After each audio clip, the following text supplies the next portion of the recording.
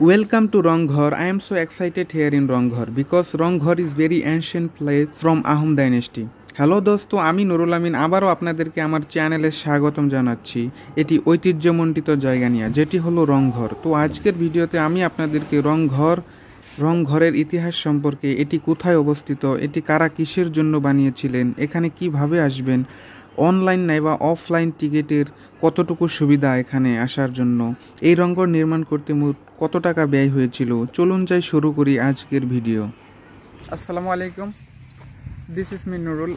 Today আমি নতুন একটা ভিডিও নিয়ে আসলাম। This is blog video. Okay, তো আজকে আমি আসছি শিবসাগরে। এটা খুব অ্যানসিয়েন্ট জায়গা, সেটা হচ্ছে আমি পিছনে দেখাচ্ছি, নাম হয়তো আপনারা দেখালে গেস করতে পারবেন।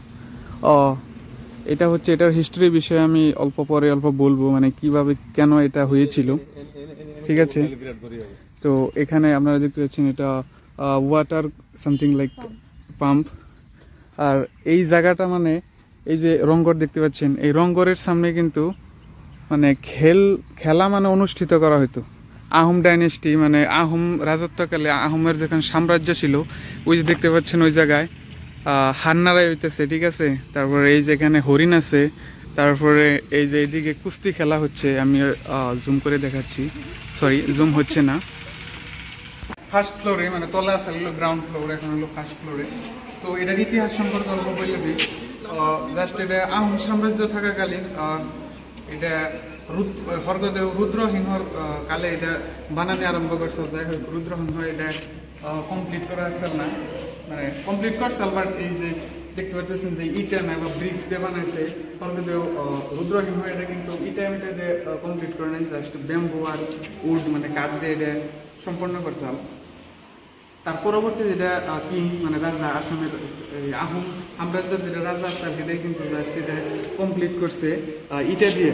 এটা হলো 1744 সনের থেকে 1751 সনের ভিতরে জাস্ট এটা কমপ্লিট করছে with bricks and some cements, indigenous cement. Okay, তো এই সিমেন্টগুলো বানাইছে কিভাবে আপনাদেরকে বলে দিচ্ছি। মানে আমি এটা উইকিপিডিয়ার থেকে আমি এগুলো সব আমি কালেক্ট করেছি, জাস্ট এটা ভুল হতে পারে, এটা কোনো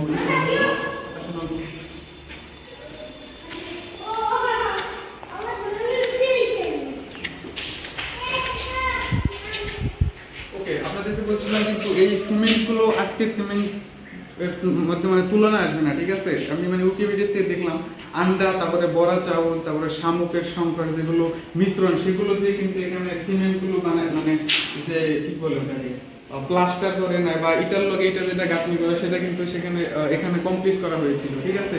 তো এটা সম্পন্ন করা হয়েছিল 1751 সালে। তো এটা মূলত কিসের জন্য সেটা কিন্তু আপনাদেরকে বলা হয়নি। তো আপনারা একটু ইরিগেশন দেখাই। তো দেখতে পাচ্ছেন এই যে ফিল্ড কিন্তু এখানে অনেক বড়, ঠিক আছে। তো ইন দ্য আর্লিয়ার ভিডিও আমি কিন্তু দেখাইছি, ওই যে দেখতে পাচ্ছেন ওখানে কিন্তু হার নাড়াই হইতেছে না বা মোষ নাড়াই না বা ওই যে ওইখানে কুস্তি হইতেছে। জাস্ট এই ঘরটা বানানো হয়েছিল মানে স্পোর্টস পেভিলিয়ন, মানে রাজারা, আগের দিনের রাজারা কিন্তু স্পোর্টস খেলা দেখার মানে অন্য ধরনের শৌখিন ছিল, ঠিক আছে। তো তার জন্য এটা কিন্তু এখানে বানাইছিল, জাস্ট তারা এখানে রাজারা এখানে বসে এই যে এখানে যে খেলা হবে এগুলো মানে জাস্ট প্রদর্শন করার জন্য, ঠিক আছে। এই যেটা ভাস্কর্য, এই যে রংঘর যেটা, এটা কিন্তু এই জায়গাটার পুরনো নাম কিন্তু রংপুর, ঠিক আছে। রংপুর কিন্তু এক সময় আহোম যেটা ডাইনেস্টির কিন্তু একটা রাজধানী বিলং করতো, ঠিক আছে। এটা প্রথমে গৌরীপুর ছিল, নট গৌরীপুর, গড়গাঁও, সরি। তো গড়গাঁও ছিল, গড়গাঁও থেকে কিন্তু রংপুরে আনা হয়েছিল, তারপরেই কিন্তু এই রংঘরটা এভাবে নির্মিত করা হয়েছে, ঠিক আছে। তো এইটুকু ইনফরমেশন দিলাম। আরও হচ্ছে যে এইটা হলো শিবসাগরে, আপনারা জানেন। যদি আপনারা শিবসাগরে আসতে চান গুয়াহাটির থেকে, তো বেসিক্যালি আমরা বরপেটার থেকে এসেছি, এটা হলো ওয়েস্ট আসাম। তো ওয়েস্ট আসাম মানে বরপেটা মানে গুয়াহাটির থেকে 100 কিলোমিটার দূরে। তো আমি গুয়াহাটির ইনফরমেশনটা বলে দিচ্ছি। গুয়াহাটি থেকে আসলে আপনারা কী করবেন, এটা ট্রেন তো এখানে পাবেন না ডাইরেক্ট, তো এখানে সুপার পাবেন, সুপার নিতে পাবেন। গুয়াহাটি আইএসবিটির সবচেয়ে বড় নর্থ ইস্টের বাস স্ট্যান্ড, ওখান থেকে আপনারা ডাইরেক্ট শিবসাগরে গাড়ি পাবেন, ওখান থেকে নিতে পারবেন, কোনো সমস্যা হবে না। তো কস্ট এখানে পড়ে যাবে অ্যারাউন্ড 700 to 800। ওকে, তো তো এটা এখানে আসার পরে ডাইরেক্ট যদি আপনি এখানে শিবসাগর মেইন সিটিতে যদি নামেন তাহলে এখান থেকে আপনার 3-4 কিলোমিটার আসতে হবে। তো অটো নাইবা টেম্পো এগুলো আপনারা নিতে পারবেন, নিয়ে এখানে ডাইরেক্ট আসবেন। আসার পরে এই যে ওখানে দেখতে পাচ্ছেন আপনারা গেট, ওই গেটে থেকে আপনারা টিকিট কালেক্ট করবেন। তো আমি আপনাদেরকে সাজেস্ট করব কি টিকিট আপনারা অনলাইনে নেবেন, ঠিক আছে? অফলাইনে নিলে কি হয়, আপনার একটা টিকিটের দাম 25 রুপিস, যদি আপনি অনলাইনে নেন তাহলে কিন্তু 20 টাকা করে পড়বে। তো আমরা অনলাইনে নিয়েছি। তুমি কোথায় থেকে এসছো? বরপেটা থেকে। মানে এই যে রংঘরটা যে দেখলা, এটার মানে অনুভূতি কি ছিল তোমার? অনুভূতিটা অনেক ভালো, প্রথমবার জীবনে প্রথমবার দেখতে পেলাম। আচ্ছা আচ্ছা, এগুলো তো মনে হয় যে কিতাবে সোশ্যাল সায়েন্সে পড়ছো, তাই না? হ্যাঁ সেটাই সেটাই।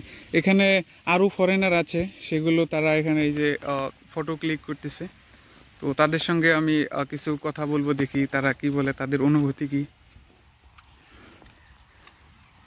Hello bro, excuse me, hello bro, how are you, can I make a video? Okay no problem. তো এইটুকুই ভিডিও, ইনফরমেশন টাইপ অল্প ছিল, আর অ্যাড করে দিব আমি যেগুলো বলিনি। তো থাকেন, টাটা বাই বাই। রোমিন মান্না হয়েছে, যেটা রোমিন লিখছে এমডি ল্যাঙ্গ মান্না হবে।